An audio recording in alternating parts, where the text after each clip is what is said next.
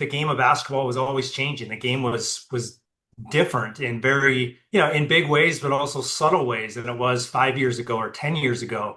And I think there's a direct parallel in the business space where, your business is probably dramatically different than it was 5 years ago or 10 years ago. And in order to not just stay relevant, but be able to thrive, you have to operate with this beginner's mind. Welcome to Engage Presents. I'm Engage co-founder and president Jake Olson. In this interview series, I ask Engage talent the most common questions we hear from event planners to help you get to know them and their stories in 15 minutes or less. Thanks for listening. Welcome to another episode of Engage Presents. I'm Engage president Jake Olson. Alongside me today, Mike Lee. Mike is a high-performance leadership speaker, best-selling author, one of the coolest guys, a sports guy. So, I'm totally into that, Mike. So really glad to have you on the show today. Thanks for having me on. It's good to see you. So, Mike, you do work with some of the world's top athletes. Walk us through, is there an experience or an interaction that's really left a mark on you? Many of them. Yeah, I think from both coaches and from players, I think, one of the first things that comes to mind was the best coaches that I was around, they all operated with this beginner's mind. They would like walk into a room, walk into a practice, walk into a pregame session, and they almost held these two beliefs at the same time, where they had this confidence that they could perform, but also the humility that they knew nothing at the same time.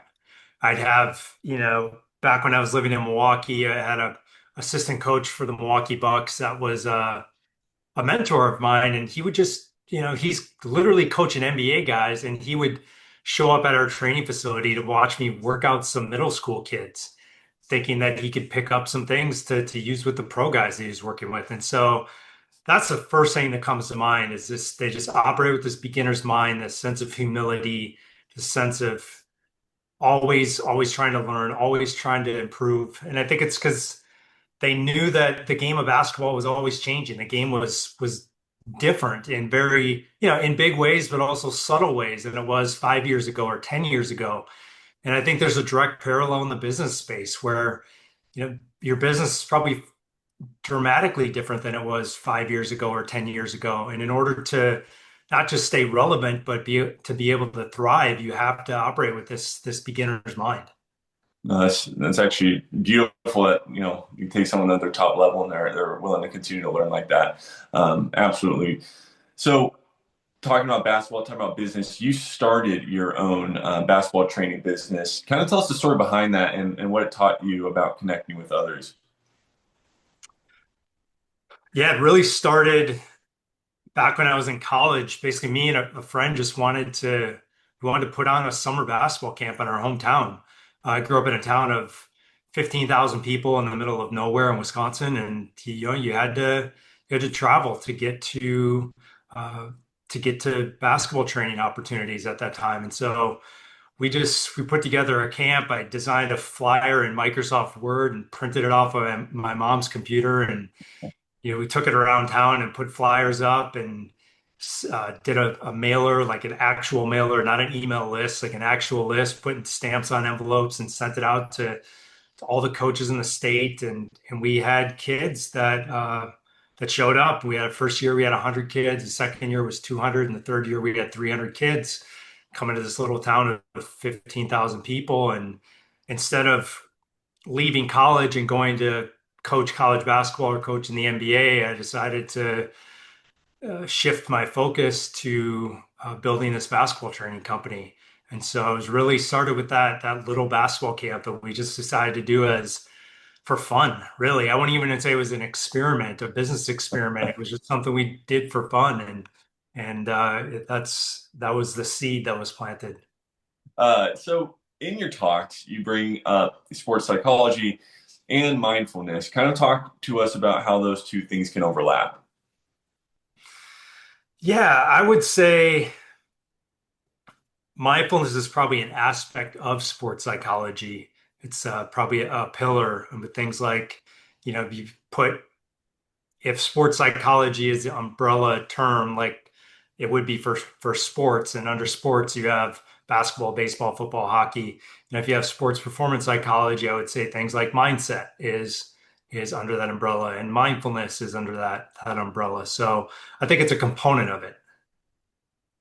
And so, how do you bring that to the audience, so especially in a business sense? Yeah, I think it really at the heart of it's about our ability to be present. We're living in a world where we're dealing with constant distractions and overwhelming demands, and everybody's being asked to do more with less, and we just live in this state of constant disruption.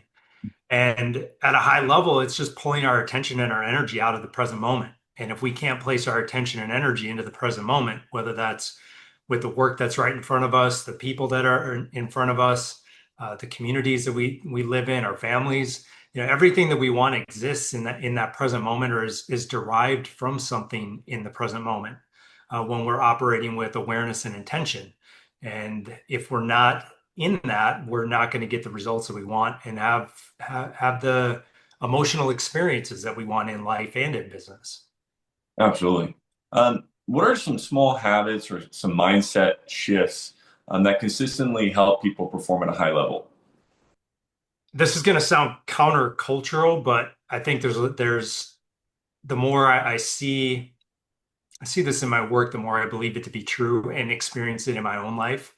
And that's that our shifting our identities, the mindset around our identities from, if you're a high performer, you're an athlete, you're a high performer in the business space, you're kind of conditioned to believe that your self-worth is derived from your performance. Like if I perform well, if I hit these numbers, then I can give myself permission to find this self-worth, or that I can feel good about myself. And I've found with certain people, there's almost this, I don't say it's contradictory, but it's a belief that I am not my work. I'm more than an athlete. Steph Curry is an incredible example of this, right? He doesn't believe that his self-worth comes from his performance on the court, which ironically gives him the ability to play with an insane amount of joy and gratitude and creativity and freedom. And those are the things that allow him to perform at an incredibly high level. And so I think when you don't place your entire identity in your business, in your role, in your title, who you are as an athlete, it actually frees you up to get into the zone, get into that flow state quicker and more often. Because when you don't place your identity there, then where does the pressure come from? The pressure starts to dissolve and you can drop into the present moment. Absolutely. That's really well put, and I'm a big believer in that as well. So when you kind of talk to leaders, helping them build resilience or just stay adaptable during times of change, I'm sure is something that most everyone can use and hear. But kind of give us your take on helping leaders be able to do that. Yeah, I think the first step is awareness, right? The first step is lots of times we have to be aware to make changes. If we're not aware, we can't create changes. If we don't make changes, then we can't grow and things don't shift, right? So number one is bringing the unconscious to the conscious through some sort of awareness practice, self-awareness practice, relationship awareness practice. Mindfulness is my path for that and path that I teach. But awareness is definitely the first step. Uh, Second one is really a practice of acceptance, and that doesn't mean being complacent. That just means accepting reality as it is. Our stress doesn't come from what actually is. The stress doesn't come from the event. Our stress actually comes from our psychological resistance to that event, right? And so really getting people to understand the difference between acceptance and complacence, and complacency, because when we can get to that place of acceptance, now I create some separation from it. I take some of the energy out of it, and now I can operate from a place of more objectivity, and I can lead and perform in ways that are more aligned with my values. Um, another thing with that, a couple more things. Third one would be forgiveness, right? Releasing yourself from the past, Mhm. from the guilt, the shame, the anger, the frustration, whether that's with yourself or with others. Releasing yourself from the past And then I think the other one would be the practice of trust or surrender, releasing yourself from the future, releasing yourself from what's going to be 3 years from now, 5 years from now, right? And so I think when we forgive, we're releasing ourselves from the past. When we trust, we're releasing ourselves from the future, and that allows us to be in the present moment. I love that. Absolutely love that. All right, lastly here, Mike, when you step off stage, kind of what's the ultimate take-home message you want people bringing back to their own lives? That what they do in the present moment matters. Like what they do on a moment to moment basis matters, and that they matter. I think I think in some way, shape, or form, maybe not, I don't want to say all and make this a black and white statement, but 99% of us play small in some way, shape, or form. And I think I want people to walk away thinking that they matter, that what they do on a moment to moment basis matters, and that, they don't have to go out and change the world or build some nonprofit, but their interactions and how they show up with other people on a moment to moment basis can change somebody's experience of life, change somebody's experience of their work experience, their personal experience, their family experience. And it's determined by what they do in the present moment with those people that are right in front of them and that they matter, that they can make an impact. American psychologist, I think William James quotes, act as if what you do matters because it does. And I really love that, Mike. What you do matters. We're so happy to help you do what really matters, and that's bring your message to audiences all over the world.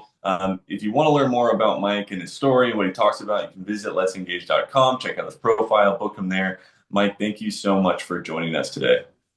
Thanks for having me on, Jake. Stay tuned for more Engage Presents.